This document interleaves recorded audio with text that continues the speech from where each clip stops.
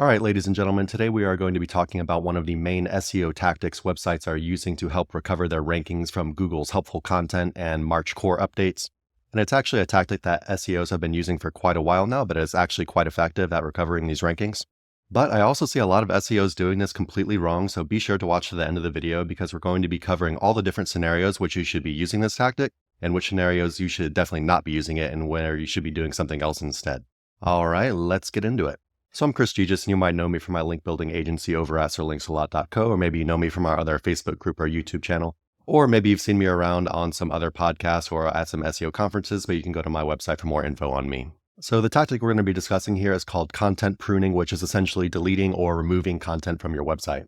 And we'll cover exactly how to do this and exactly how to find the pages that you want to remove from your website here in a little bit. But first, let's go over some websites that have seen success with content pruning to help recover their rankings recently. First of all, we have housefresh.com, and you can see the yellow line is the organic pages on the website. The orange line is organic traffic.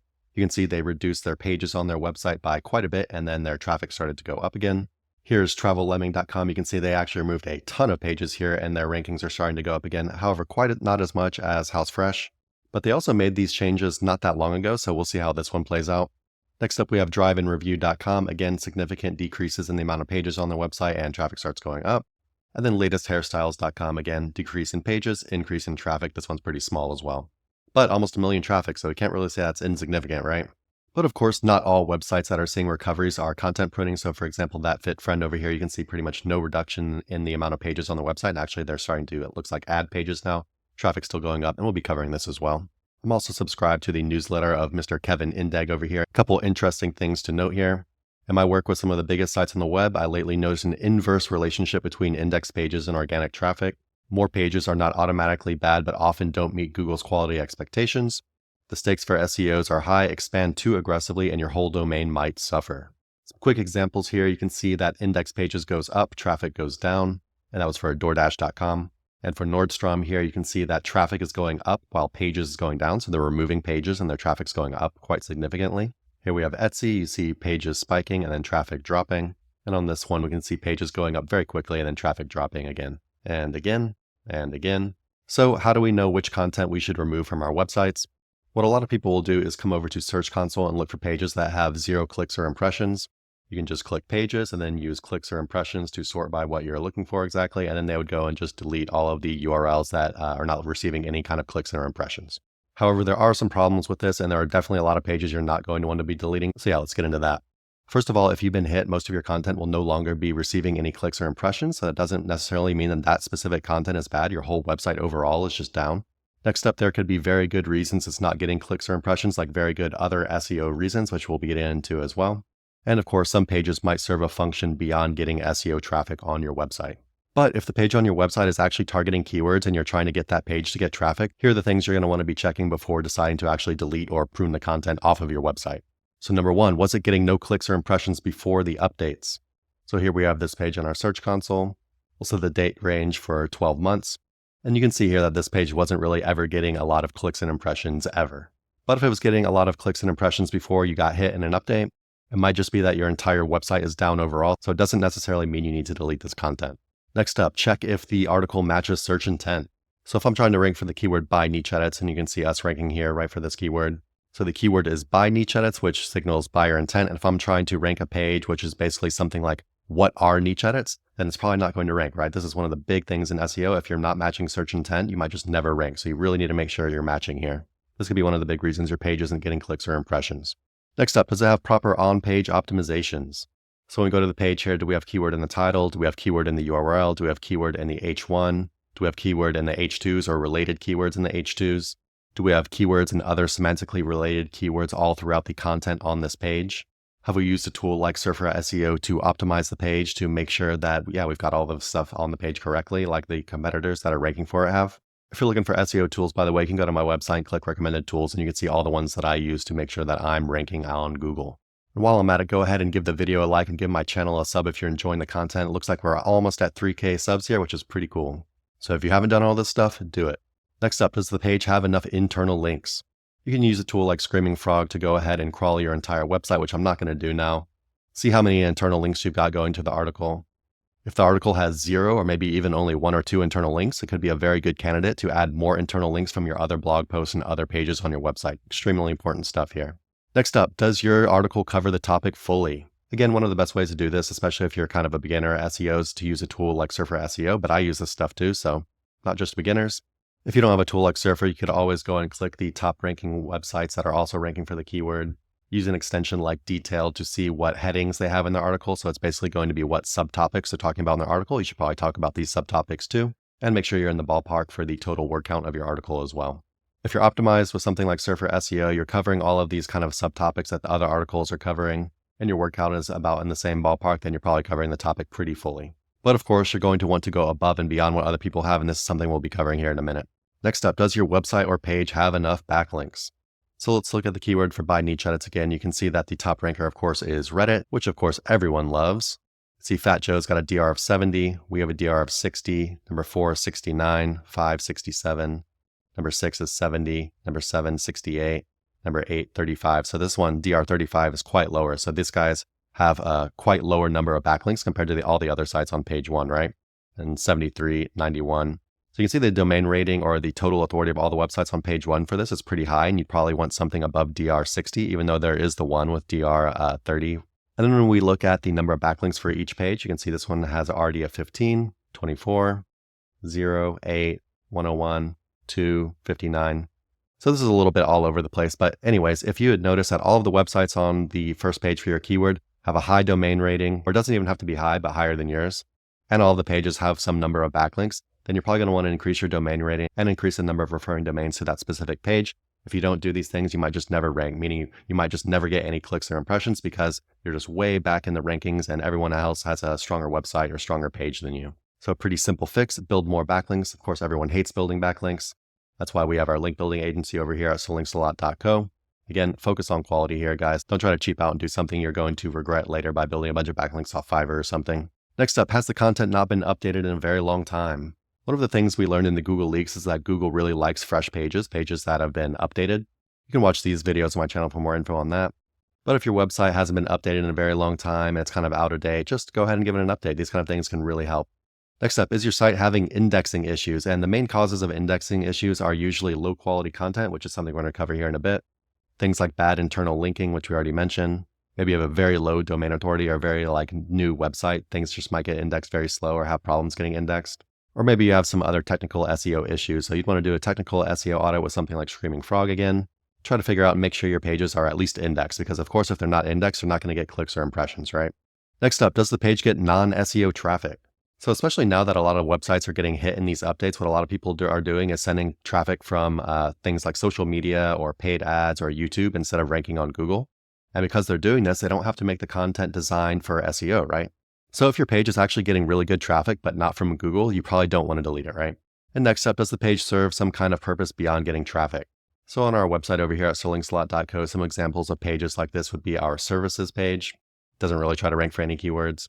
Some of our resources pages, for example, our blog, maybe the subscribe channel, our discounts page, our contact page, privacy policy, terms and conditions, disclaimer.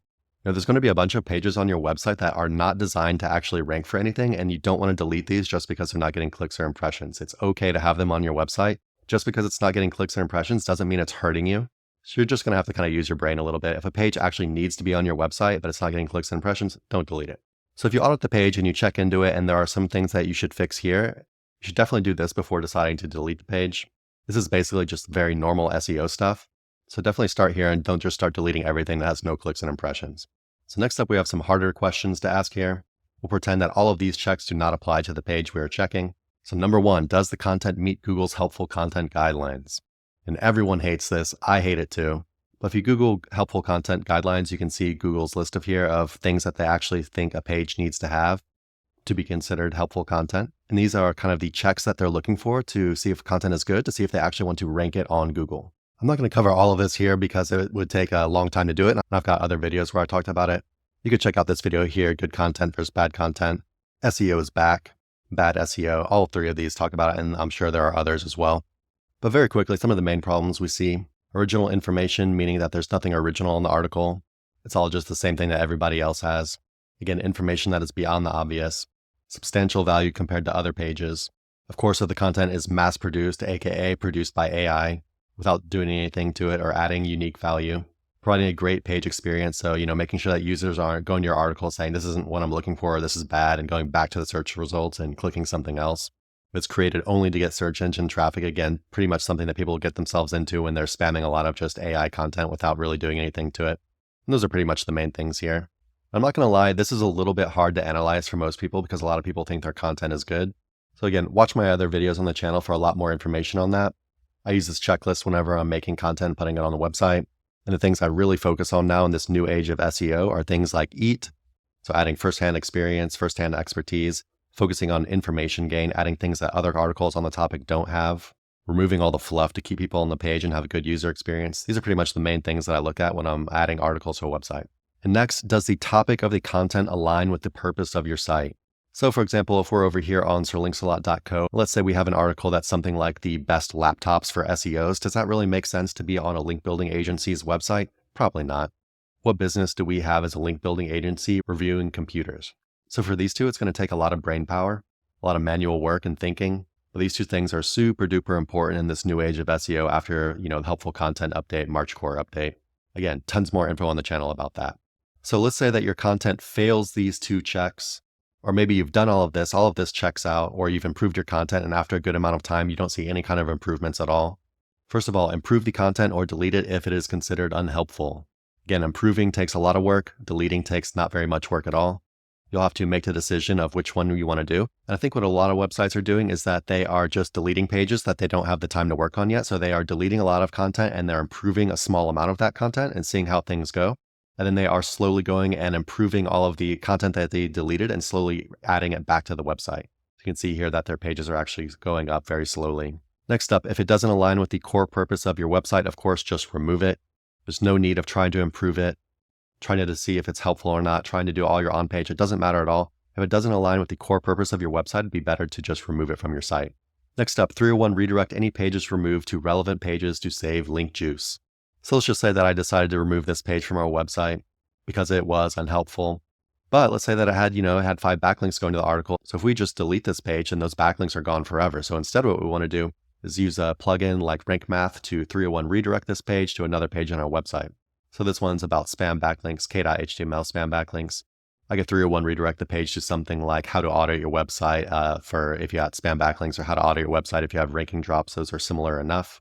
That will save any link juice that the page had and make sure that you don't have any like 404s on your website. Next up, for pages that shouldn't have been on the site in the first place and they don't have any backlinks going to them, you could just 410 the pages instead of 301 redirecting them. 410 just means that the page is no longer there. You're telling Google, don't crawl this page anymore. It's no longer here. We deleted it. And next up, when you are deleting all of these pages, 301 to redirecting, 410, whatever, if you're removing any kind of content from your website, you need to make sure that your internal linking doesn't suffer. So for example, back to this k.html spam backlinks page, you can notice that we have a bunch of internal links going to a bunch of other articles on our website, right? So if we delete this page, all of these internal links are going to be gone. So let's say this page here, types of backlinks, only had 1 or 2 internal links, then deleting this page would remove, almost 100% or 50% of the internal links going to that page. So if we're deleting any pages, we need to make sure that all of the internal links that are going to the other pages don't get too low, right? So if you're deleting a bunch of content at the same time, you could just delete it all. Then you can go into Screaming Frog, analyze the website, look for pages that have low amounts of internal links because you've deleted all this content, and then go and just try to beef them up by adding internal links from other content that you did not delete. So again, we're checking all this stuff first, making improvements here, giving it some time. If we don't see any improvements, then we can go and check the other stuff, which is, does we meet Google's helpful content guidelines, and should the content even be on our website in the first place?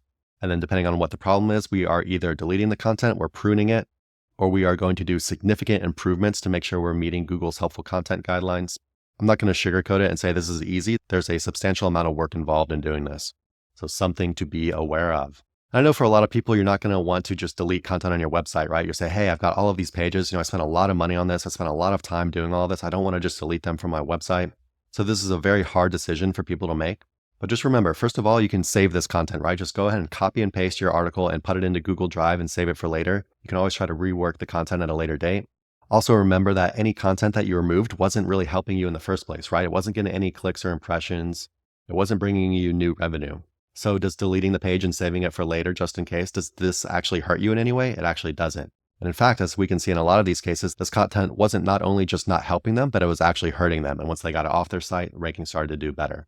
But in this case, and like most of these HCU recoveries, we can see not only are they removing a bunch of content, you can see all this content that was removed, but they are also doing significant content updates to make the content more in line with Google's helpful content guidelines. You can see that over here, overhaul, major update, major update.